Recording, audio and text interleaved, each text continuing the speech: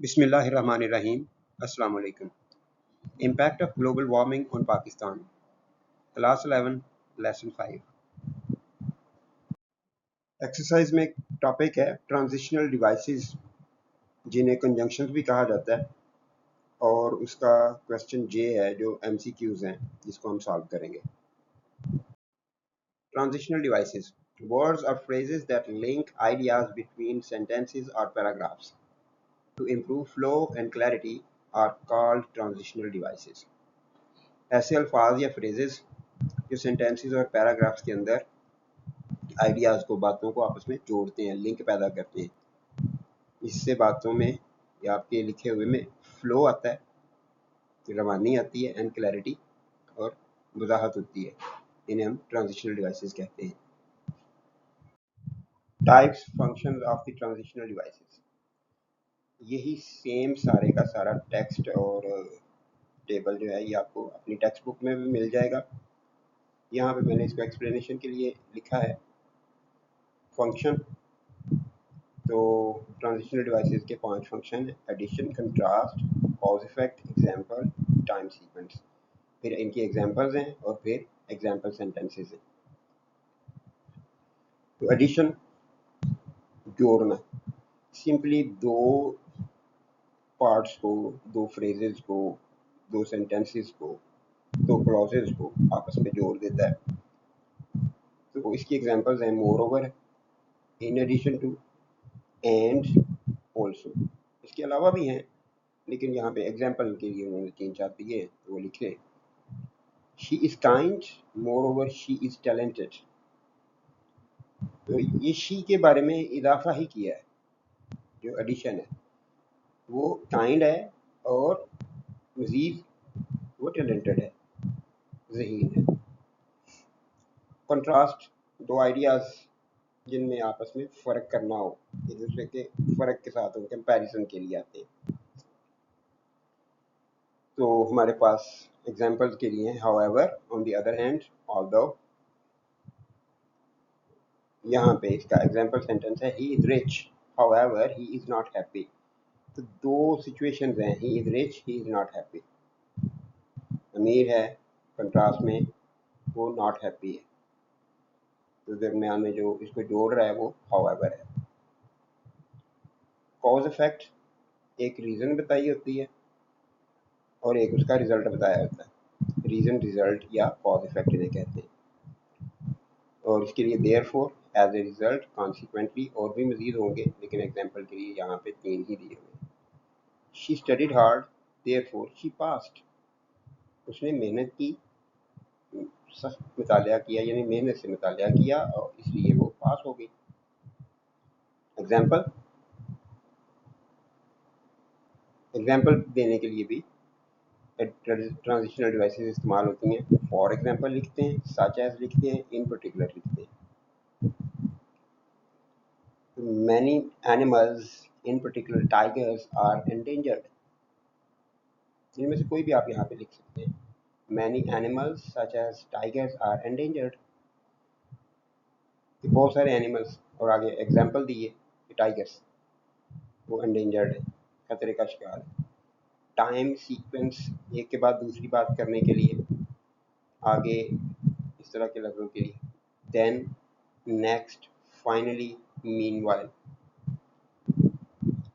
He wash the dishes, then he mop the floor. उसने बर्तन धोए, फिर उसने फर्श को मॉप किया, फर्श पे पोछा लगाया।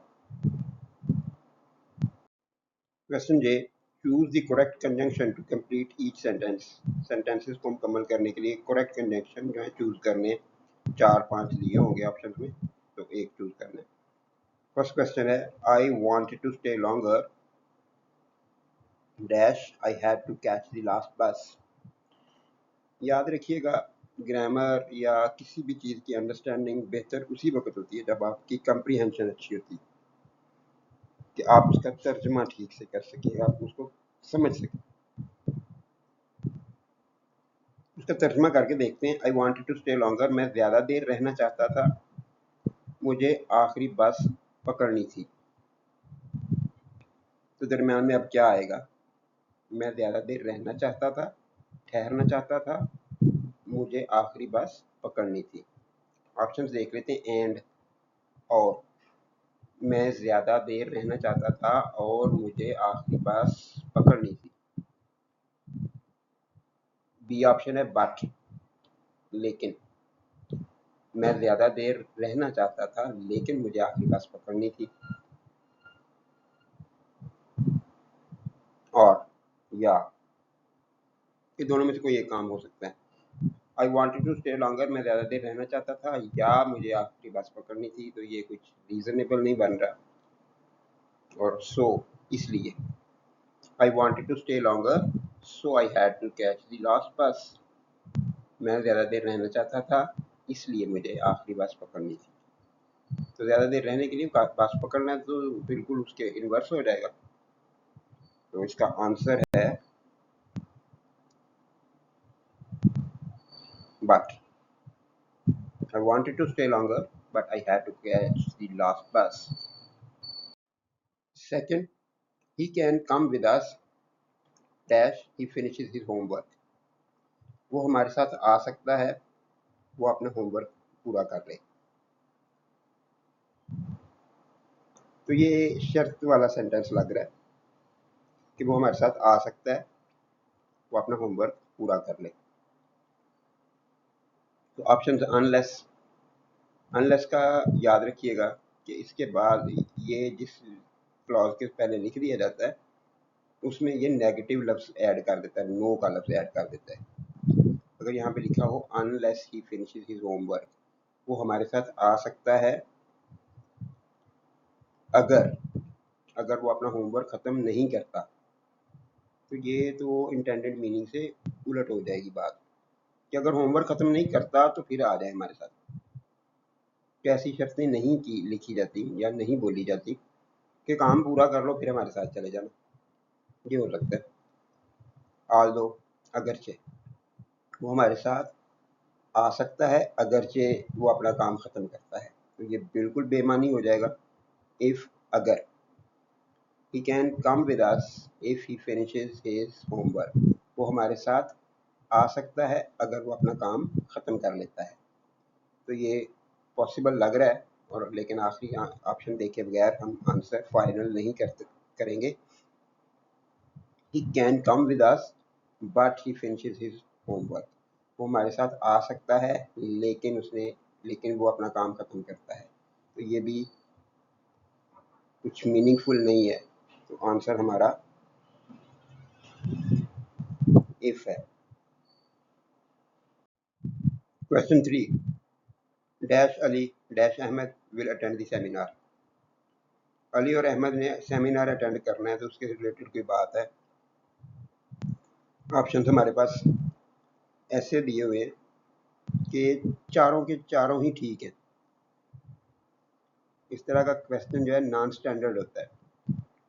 इससे हमें पता चलता है कि जो नई टेक्स्ट बुक्स आई हैं उनमें कितनी केयरलेसली उनके साथ डील किया गया। कि आप एक ऐसा आंसर एक क्वेश्चन डाल दिया जिसके 4 आंसर हैं। मैं अभी चारों का ट्रांसलेशन करके बताता हूँ आपको। चारों के चारों ठीक होंगे, यहाँ पे मान ही बदल जाएंगे तो एक अलग चीज़ है, लेकिन ग्रामर ठीक होगी। और यहाँ पे उन्होंने ग्रामर ही पूछनी होती है कि ग्रामर ठीक है और मीनिंग बन रहा हो तो ठीक है। तो अब पहला में लगाते हैं कि not only Ali but also Ahmad will attend the seminar. ना सिर्फ अली बल्कि अहमद भी सेमिनार को अटेंड करेंगे। तो बिल्कुल ठीक है ये। दूसरा, neither Ali nor Ahmad will attend the seminar. ना तो अली ना ही अहमद सेमिनार अटेंड करेगा। कि ना उसने करना है ना उसने करना है। तो ग्रामर के लिहाज से ये भी ठीक है। थर्ड क्वेश्चन है, थर्ड जो ऑप्शन है बोथ और and. Both Ali and Ahmad will attend the seminar. Ali और अहमद दोनों सेमिनार को अटेंड करेंगे। तो ये भी ठीक है। अब डी, आइदर अली और Ahmad will attend the seminar,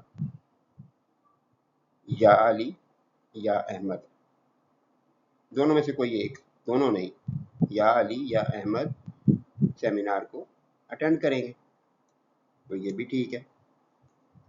तो इस तरह के लतीफ़े जो हैं वो एग्ज़ाम्स में नहीं आया करते। एनी हाउ, आपकी अंडरस्टैंडिंग के लिए ये एक एग्जाम्पल बन गई कि किस तरह से एक नॉनसेंस क्वेश्चन पूछा जाता है। Question 4, the match was cancelled dash the audience was disappointed. तो 4 ऑप्शंस हैं, and, however, for example, when. मैं चारों के साथ तर्जुमा कर देता हूँ, फिर जो सूटेबल होगा वो हमारा आंसर होगा। मैच मनसूख हो गया, कैंसिल हो गया, और ऑडियंस जो थे जिन्होंने टिकटें खरीदी हुई थी वो मायूस हुए। हाउएवर का मतलब होता है ताहम। मैच कैंसिल हो गया, ताहम ऑडियंस मायूस हुए। बहरहाल या ताहम होता है हाउएवर।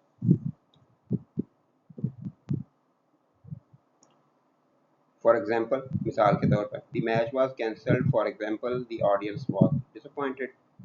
मैच कैंसिल हो गया, मिसाल के तौर पर ऑडियंस डिसअपॉइंट हुए, मायूस हुए।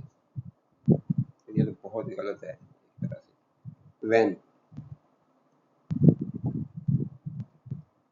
तो ये थोड़ी सी पॉसिबिलिटी लग रही है, लेकिन देख लेते हैं। The match was cancelled when the audience was disappointed. जब ऑडियंस मायूस हो गए तो मैच कैंसिल कर दिया गया, ये पॉसिबिलिटी है। लेकिन इस तरह का सेंटेंस जो है अगर बनाना भी हो तो वो ये वाला क्लॉज पहले लिखा जाना चाहिए था। When the audience was disappointed, the match was cancelled। इस तरह से लिखते हैं इसको। इस तरह से लिखना जो है वो ठीक नहीं है। तो आंसर जो है वो मोस्ट प्रोबेबली एंड होगा कि the match was cancelled and the audience was disappointed. Match cancel हो गया और सामीन, नाज़रीन जो थे वो मायूस हुए। And question 5, dash you explain it clearly, they won't understand. Options हैं A while, B before, C unless, D yet. While you explain it clearly, जब तुम इसे क्लियरली वाज़े तौर पर एक्सप्लेन करते हो उन्हें समझ नहीं आती। Before you explain it clearly they won't understand, तुम्हारे वाज़े तौर पर एक्सप्लेन करने से पहले उन्हें समझ नहीं आती या आएगी। अनलेस, ये पहले भी बता चुका हूँ कि अनलेस जब भी लगाएंगे अगर वाला, इफ वाला तर्जुमा करेगा और बाकी सेंटेंस के अंदर नॉट का मीनिंग ऐड करेगा। Unless you explain it clearly they won't understand, अगर आप इसे वाज़े तौर पर एक्सप्लेन नहीं करते उन्हें समझ नहीं आएगी। तो ये पॉसिबिलिटी लग रही है। येट, फिर भी तुम एक्सप्लेन क्लियरली करते हो उन्हें समझ नहीं आएगी। हमारा आंसर है unless you explain it clearly they won't understand, जब तक आप इसे वाज़ेह तौर पर एक्सप्लेन नहीं करोगे उन्हें समझ नहीं आएगी।